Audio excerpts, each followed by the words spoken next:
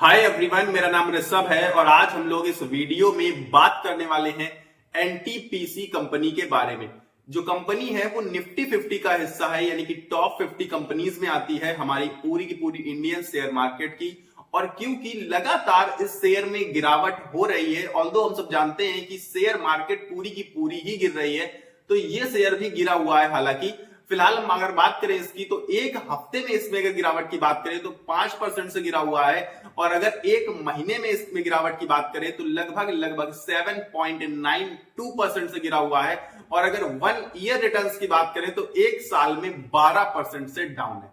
इतनी ज्यादा भारी गिरावट हो रही है कि पूरे के पूरे आप साल में देख रहे हैं निगेटिव रिटर्न्स आ चुके हैं। सिर्फ इस कंपनी के नहीं, बहुत सारी कंपनीज के आए हैं, लेकिन हम लोग इस वीडियो में एनटीपीसी के बारे में बात करने वाले हैं। तो आई होप आपको इस वीडियो में आपके सारे क्वेश्चंस के आंसर मिलेंगे एनटीपीसी कंपनी से रिलेटेड, क्योंकि मैं आपको इसमें बताने वाला हूं कि ये शेयर गिरा हुआ क्यों है और कब ये शेयर उठेगा, और साथ ही साथ आपको बताऊंगा बाई सेल रेटिंग भी बताऊंगा कि क्या इस शेयर में हम लोग कर सकते हैं, हमें इसमें खरीदारी करनी चाहिए, फ्रेश एंट्री करनी चाहिए या फिर नहीं, या फिर जो भी है वो सब कुछ बेच के बोरिया बिस्तरा बांध के निकल जाना चाहिए इस स्टॉक से। तो सारी की सारी जानकारी आपको इस वीडियो में मिलने वाली है, तो वीडियो को बिना स्किप किए हुए लास्ट तक देखिएगा, आपकी सारी क्वेरीज के आंसर इस वीडियो में मिलने वाले हैं। तो चलिए फटाफट से बताता हूं आपको। तो एनटीपीसी जो कंपनी है उसका अगर हम करंट प्राइस की बात करें तो लगभग 300 रुपए के आसपास ट्रेड कर रहा है, और 52 वीक लो की बात करें तो 296.85 है, जो कि अभी इसने करंट लास्ट ट्रेडिंग सेशन में ही बनाया, यानी कि फिर से लास्ट ट्रेडिंग सेशन में अपना 52 वीक लो बनाता है, लेकिन उससे थोड़ा सा क्लोजिंग टाइम में थोड़ा सा ऊपर आकर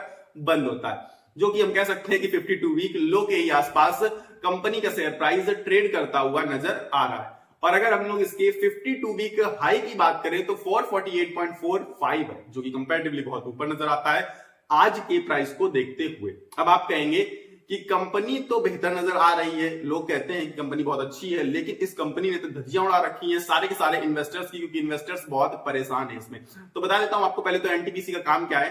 तो एनटीपीसी जो है इंडिया की लार्जेस्ट कंपनियों में से एक है, किसमें इलेक्ट्रिसिटी जनरेट करती है, और सिर्फ इसका काम जनरेट करना नहीं है, लोगों के घरों की बत्ती जलाना भी है। बत्ती जलाना इन द सेंस कि इसका जो कोर फंक्शन है, मेन काम है वो इलेक्ट्रिसिटी जनरेट करना और साथ ही साथ डिस्ट्रीब्यूशन ऑफ इलेक्ट्रिसिटी, दोनों ही है। तो बहुत बेहतर कंपनी नजर आती है काम काज के पर्पज से। उसका रीजन मैं अभी आपको बताऊंगा आगे चल के कि क्यों इस काम काज से ये कंपनी बहुत बेहतर बन जाती है। इलेक्ट्रिसिटी जनरेशन का काम करती है और डिस्ट्रीब्यूट करती है इलेक्ट्रिसिटी को हमारे ऑल ओवर कंट्री में। तो ये चीज आपको याद रखनी है, इसकी आपको आगे जरूरत पड़ने वाली है। तो अब आगे बताऊंगा आपको कि जो ये 52 वीक हाई है ना, इसका आपको बताया था अभी मैंने कि 52 वीक हाई इसका 448 पॉइंट समथिंग 35 है या 45 है, तो उससे ये कंपनी 33% डाउन नजर आती है। साफ साफ आपको दिख ही रहा है, करीब 300 पे आ गई है 450 के आसपास से, तो आधी हो गई है वहां से, आप समझ लीजिए। तो 33% तो डाउन है, ठीक है। तो आधी का मतलब है कि जहां पर है उसका अगर आधा कर देंगे तो 3 हिस्सों में बांट सकते हैं हम लोग 450 को, तो 33% डाउन है। अब अगर ये नया हाई ना बनाए, मार्केट अच्छे से रिकवरी करना दिखा दे और एनटीपीसी भी रिकवरी कर जाए और सिर्फ अपना ऑल टाइम हाई जो कि 52 वीक हाई है इसका, अगर उसको टच कर देती है, सिर्फ और सिर्फ कंपनी उस पॉइंट को टच कर दे, तो आपको पता है कितना बेहतरीन रिटर्न मिलेगा आपको। गिरावट 33% दिखाई है, लेकिन जब उठेगा तो 50% से उठेगा, जो कि अगेन एक अपने आप में बहुत काबिले तारीफ बात है, क्योंकि जिसने भी आज के समय में बाई की, तो अगर ये अपना सिर्फ और सिर्फ 52 वीक हाई टच करता है, नया 52 वीक हाई ना भी बनाए, तो भी उसे 50% के रिटर्न्स मिलेंगे। मैं ये नहीं कह रहा हूं कि आपको रिटर्न मिलने वाले हैं, मैं ये सिर्फ एक आपको सिनेरियो समझाने की कोशिश कर रहा हूं। हो सकता है कभी जा ही ना 52 वीक हाई पे के पास अपने, ऐसा भी हो सकता है, लेकिन नहीं होगा या होगा ये हम आगे चल के जानेंगे। पर अभी मैं आपको एक सिनेरियो समझाने की कोशिश कर रहा था, इसीलिए लोग कहते हैं ना कि एवरेज किया करो, क्योंकि देखिए गिरावट कम हुई है, लेकिन जब उठेगा तो ज्यादा उठना पड़ेगा ना उसे, तो आपको रिटर्न्स भी ज्यादा मिल पाएंगे। इसीलिए लोग एवरेज को ज्यादा प्रेफरेंस देते हैं, ऑल्दो आप करें या ना करें, ये पूरी के पूरे आपकी मर्जी है। नेक्स्ट आपको बताता हूं कि Q3 का रिजल्ट समझाने की कोशिश करता हूं। अभी इसने Q3 के रिजल्ट्स मतलब प्रोवाइड तो कर दिए थे काफी दिन पहले, लेकिन उससे संबंध क्या है, Q3 का कुछ इंपैक्ट, क्योंकि हमको पता है कि रिजल्ट से बहुत भारी इंपैक्ट पड़ता है, ठीक है, शेयर मार्केट में और शेयर प्राइस पर भी। तो Q3 के रिजल्ट्स में अगर आप देखेंगे तो रेवेन्यू में ग्रोथ नहीं थी, ठीक है, मतलब ग्रोथ थी लेकिन ऑलमोस्ट आप ना के बराबर ही समझ लीजिए, बहुत हल्की सी ग्रोथ दिखाई इसने रेवेन्यू में। साथ ही साथ जो इसका प्रॉफिट है घटता हुआ नजर आया, बहुत ज्यादा घटा नहीं, लेकिन फिर भी घटता हुआ नजर आया, चाहे आप क्वार्टर ऑन क्वार्टर बेसिस पर देख ले, चाहे आप ईयर ऑन ईयर बेसिस पर देख ले।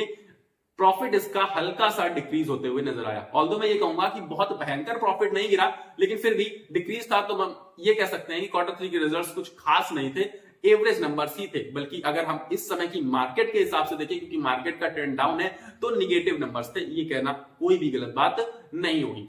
तो आगे बता देता हूं आपको मैं इसमें कि रिजल्ट्स ये जो थे ठीक थे, बहुत खराब भी नहीं थे, लेकिन इसे खराब काउंट किया जाएगा, ये मैं आपको बता चुका हूं। फिर आगे हम बताएंगे इसके फंडामेंटल्स के बारे में। क्यों? क्योंकि कंपनी के कई बार रिजल्ट्स क्वार्टर ऑन क्वार्टर, एक क्वार्टर के रिजल्ट्स खराब होने से कंपनी खराब नहीं होती है, तो इसलिए उसके फंडामेंटल्स जानना बहुत ज्यादा जरूरी है अगर हम उसमें इन्वेस्टमेंट करना चाहते हैं, या फिर अगर हमारी इन्वेस्टमेंट है तो, क्योंकि फंडामेंटल्स ही सबसे ज्यादा इंपॉर्टेंट रोल प्ले करते हैं।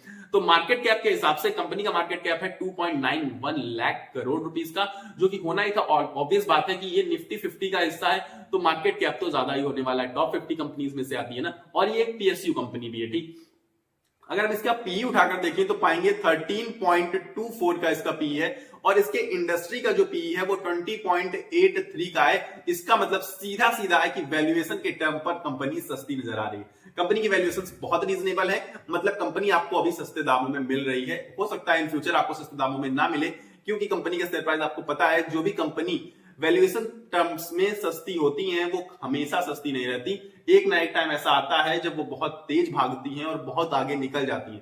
तो अभी आपको सस्ती मिल रही है, हो सकता है आगे चल के सस्ती ना मिले, पर फिलहाल वैल्यूएशन के टर्म पे पीई इसका सस्ता नजर आता है, अपने ही कॉम्पिटिटर्स, अपने ही इंडस्ट्री के पीई से।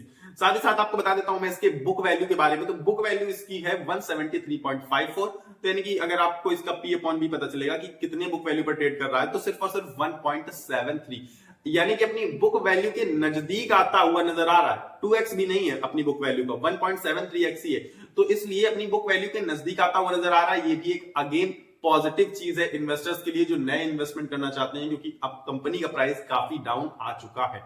अब बताता हूं मैं आपको इसके डेप्ट टू इक्विटी के बारे में, जो कि 1.44। डेप्ट कंपैरेटिवली है कंपनी में, लेकिन आपको बताऊं कामकाज ही ऐसा है कंपनी का, पावर जनरेशन का काम है, पावर सप्लाई का काम है, तो पैसे की जरूरत तो पड़ने वाली ही है। अगर अपना कामकाज आप बढ़ाएंगे तो डेप्ट थोड़ा बहुत हो सकता है, और बहुत भारी डेप्ट भी नहीं है। ऑल्दो मैं कहूंगा कि 0.5 से ज्यादा अगर डेप्ट होता है तो ज्यादा ही माना जाता है, लेकिन कंपनी के कामकाज के हिसाब से बहुत भारी डेप्ट नहीं कहूंगा मैं 1.44।